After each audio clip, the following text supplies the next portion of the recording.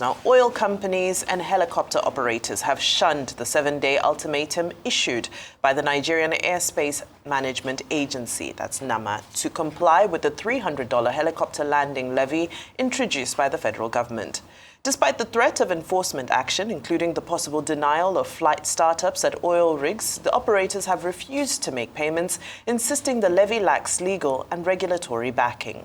The levy, introduced during the previous administration through the Ministry of Aviation and Aerospace Development, mandates that helicopter operators are to pay a $300 fee for landings at oil rigs, terminals, helipads, airstrips, and other platforms.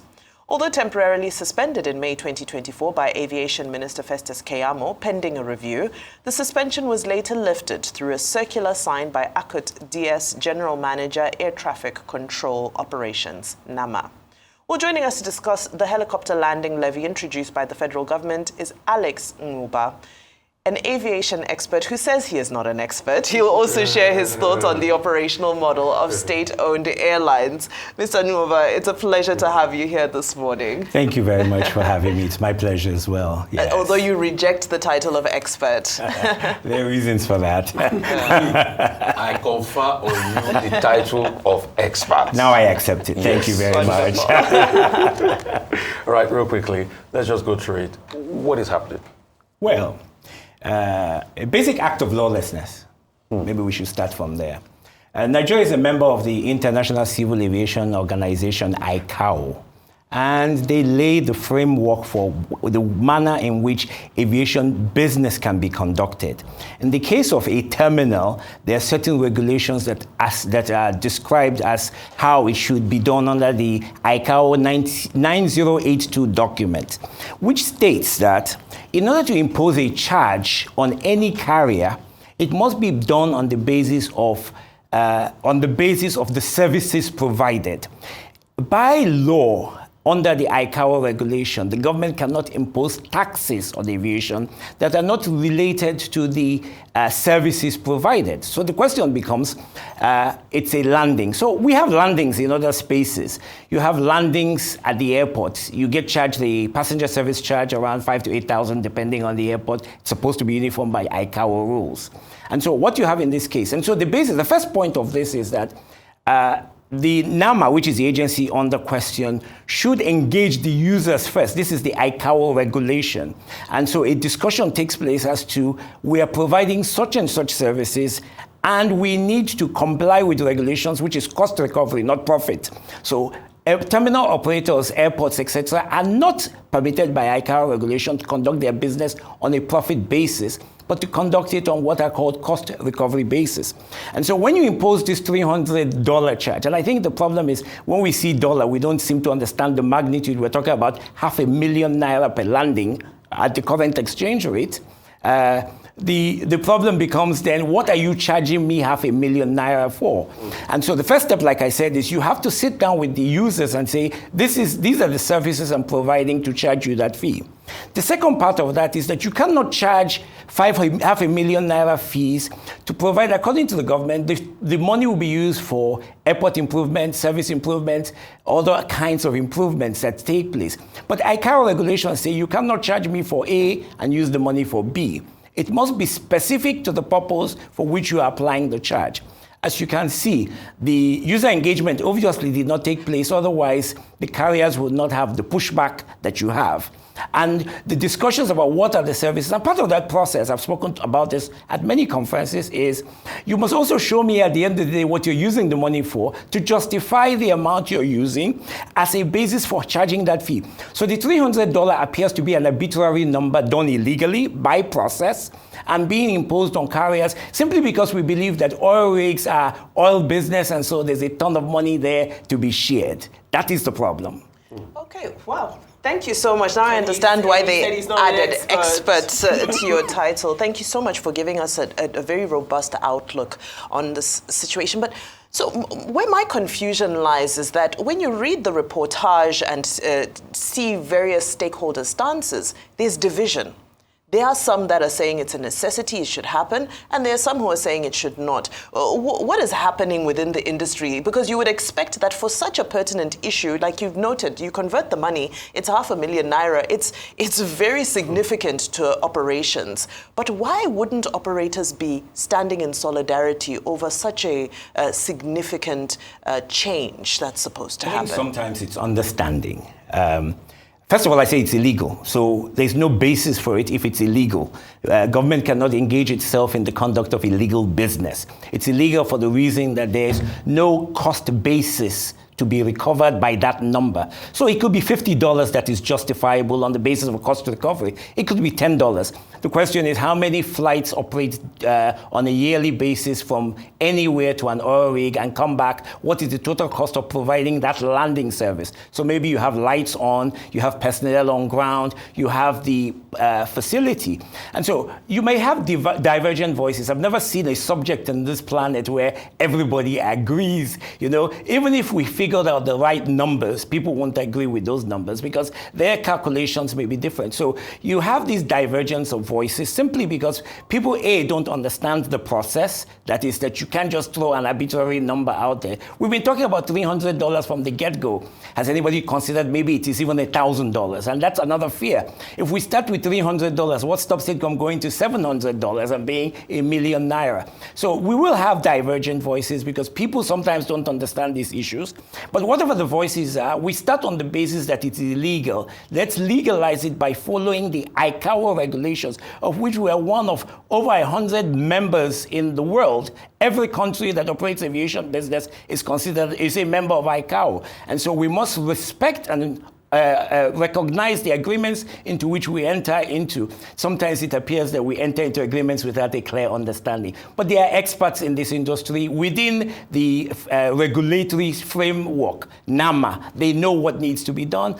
And it's not about whether you should or should not charge. What are the services you're providing? What is the cost of that service? How is it being applied to the user? And then we start the conversation from there. Understood. So it appears that we're at a bit of a stalemate now, isn't it? Because this is the number that has been thrown out, as you said, which you said is not justifiable. And so airlines are kicking against it, even though there isn't complete and total consensus. There is definitely enough of a voice against this move. So what happens now? The operators are not happy. This is the amounts that they have been asked to pay. What happens next with this type of dispute? How do you protest against government, you know? If you don't pay, the government will not allow you to take off because they have to give you authority to get in the air. If you pay, or if you decide not to operate the flights on the basis of that this is an illegal charge as a means of protest, then nothing happens at the oil rigs. The workers have to get off the rig and get off on the rig. I think what we need to call for now is just generally common sense. Let's go back and do this right, you know? If we choose to do it, if the government forces us to do this as an industry, then we have the legal basis to go to court and say you are not obeying, not just a domestic court. You can go to International Court of Arbitration, etc., and say that the Nigerian government is not doing this. And it's possible that the monies collected can be refunded because it's in violation of ICAO regulations. If common sense was common, you'd probably not be sitting here. But common sense is not always common. Yes. So, because of the fact that common sense is not common, would you be going to court? One, because the government has a target already on this tax, what it will do. They have iterated the numbers. They've put it forward.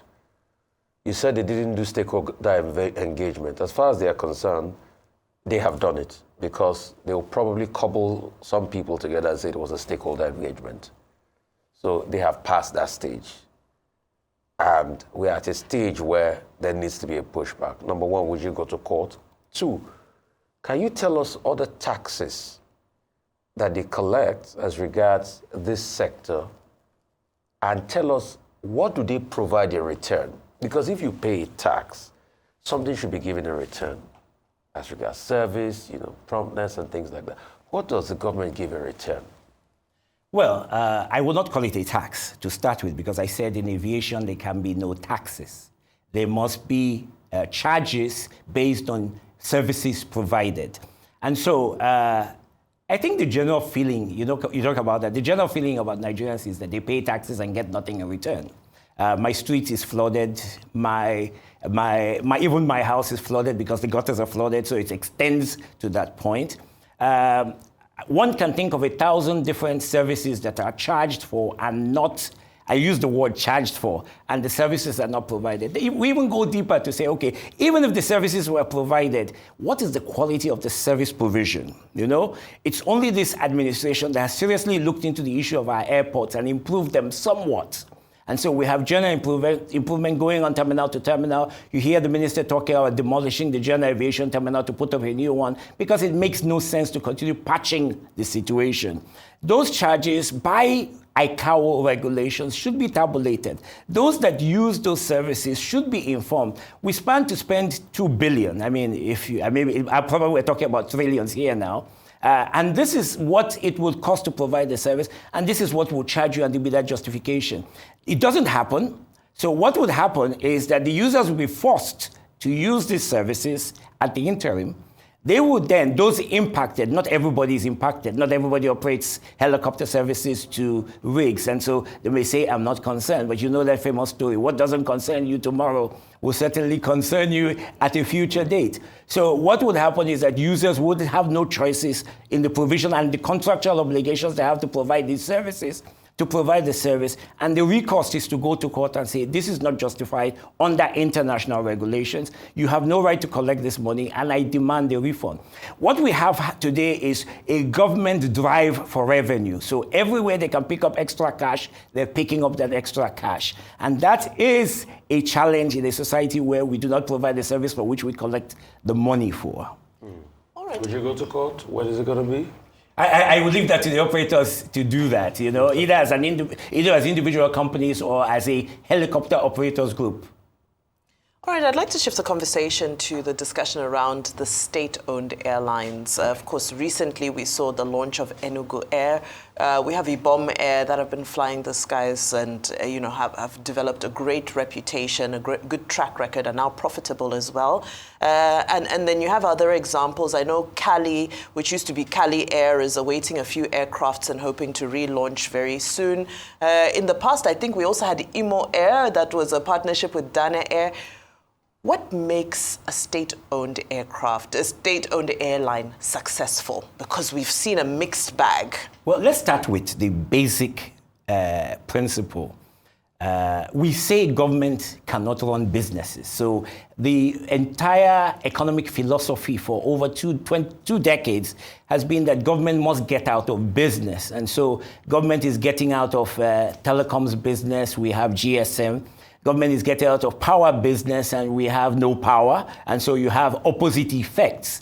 When you apply that to aviation, Ibom State said, we cannot continue to have an airport that is moribund, and so we need to create an airline, which is big vision.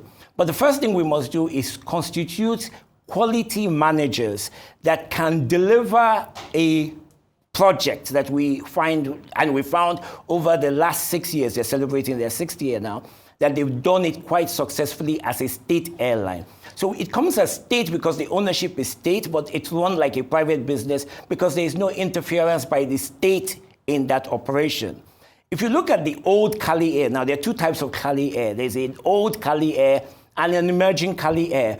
It was run as a state airline, meaning the planes were given to Aero and told to help us get certification. That process didn't go. They had some kind of quasi-management, but the state government controlled the strings. And so you saw the results you saw with Cali then. But now they've gone back to the drawing board and said, which is the general case for why we have these state airlines?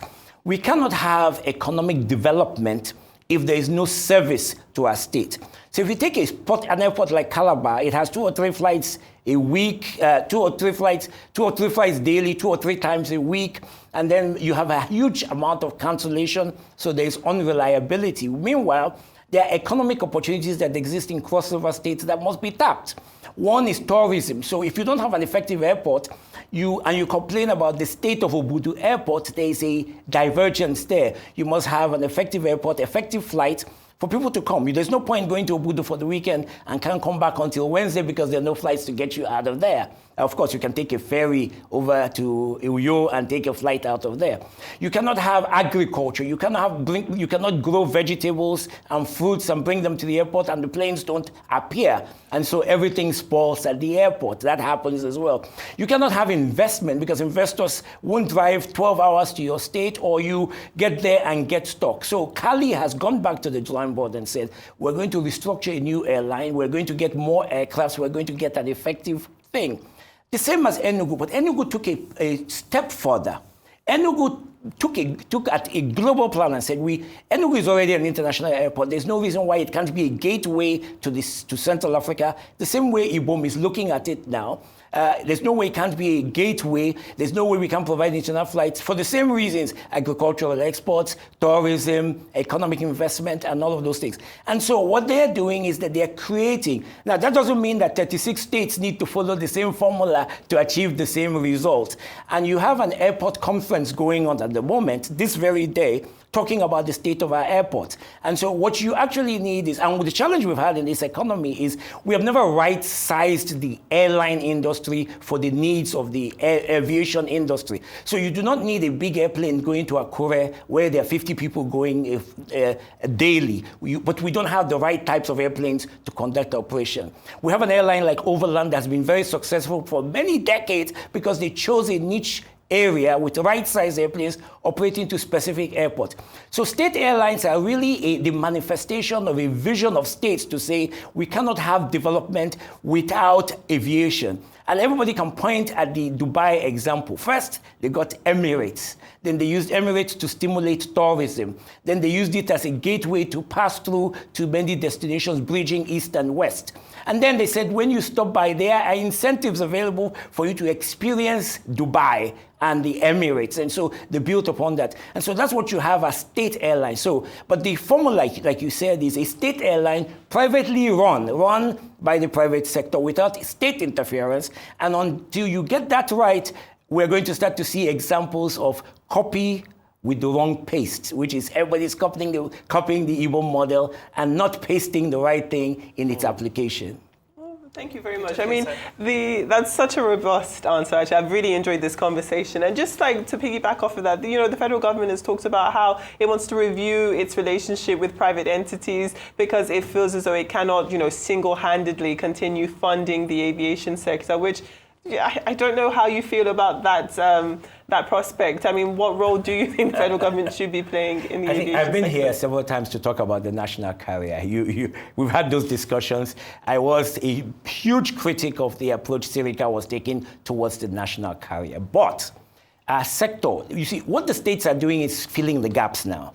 The private sector, due to capital, interest rate about 25%, and their competitors are getting 2 to 5%, very high cost of operation, has been a challenge for the private airline industry. So states are stepping in with sub-sovereign capabilities, meaning that they borrow at a lower rate locally and internationally to bring aircrafts to provide to private airlines to support the growth of it. But we are going to run again to the limits of that.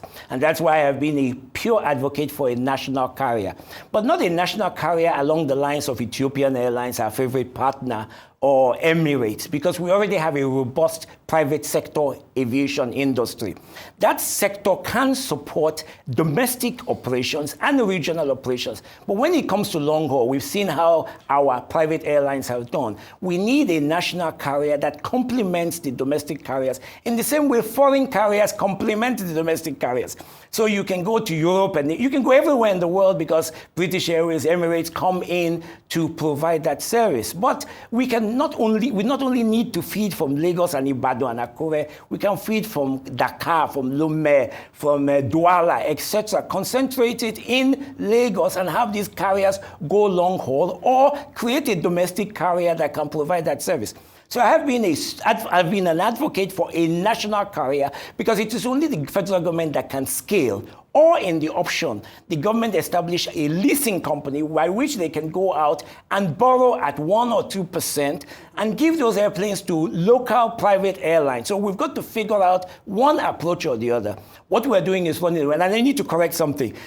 You stated the government is funding the airlines. The government is not funding the airlines. What they do is carry out rescue missions. And so what happens is that when these airlines do get in trouble, which they often do, due to unexpected economic outcomes, the government will step in to prevent them from failing, the same way they do for banking and all of that industry. So it must be a mix of a national carrier and domestic airlines, not a full national carrier that overwhelms and destroys the already built private sector airline industry, but a mix.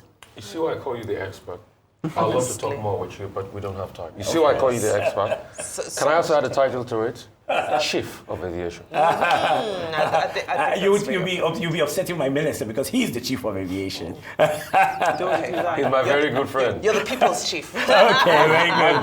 My friend and brother, Thank you so Festus much. Kiamu. Mr. Alex Good Nwuba, man. incredible conversation, great insights. Thank you so much for your I time. appreciate it. Thank you very much. Come anytime. All right.